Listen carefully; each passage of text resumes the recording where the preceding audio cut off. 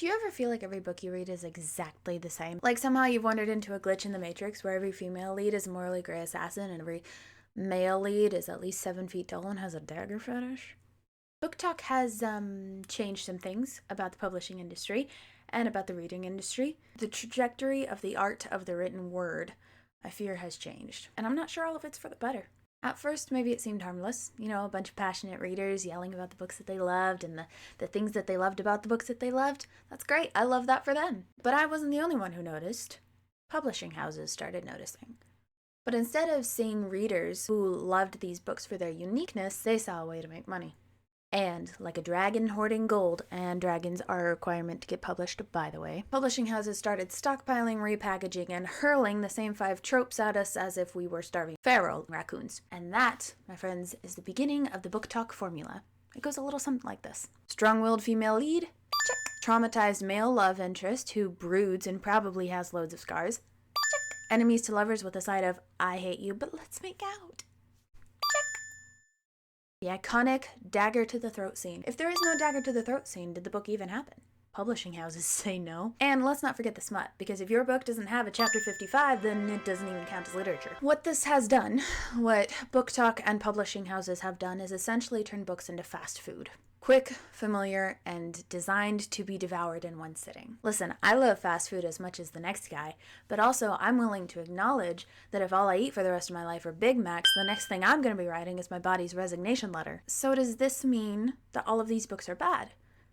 Not necessarily, but does it mean that humanity as a whole has decided that other genres don't exist? Sci-fi? Never heard of her. Fantasy without romance? Why would anyone even write that? That's absurd. A book written before 2015? What are you, 90? Look, I get it. Reading is supposed to be fun and people love what people love. But what if, and just hear me out, what if we tried something different? What if, for once, you read a book that wasn't in Book Talk's top 10?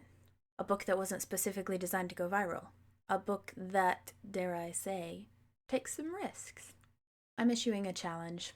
And if you're not up to a challenge, all right, keep doing what you're doing. But for those of you who are interested in being challenged and exploring a kind of reading that is so much broader than just being stuck in one little tiny genre. It's not even a genre, it's a subgenre. For those of you who want to expand and who want to have a greater depth of enjoyment of reading, we still have 9 months left in this year, 9 months left in 2025 where you can read just one book that's outside your comfort zone. Try to pick something that isn't about a fairy named Lucian Stargrasp who finds a human being named after a flower like Petunia or something, and together they have to tear down the walls that have somehow come up between fairy kind and humankind, and the centuries of wars finally end because of these two uniting in their fated matehoodness. And at the end of all things, our male lead Lucian and our female lead Petunia are the single king and queen of all the people ever existed. Hey guys, Editing Leah here. I decided since I was issuing a challenge, it was only fair to also give you the resources to complete the challenge. So I went ahead and on my website created an entire page of books that I recommend in every genre. We're not just talking genres that aren't fantasy, because if you're stuck in sci-fi, you should probably branch out and read some fantasy. The link is in my bio. You should go check it out, and best of luck. We've got 9 months left.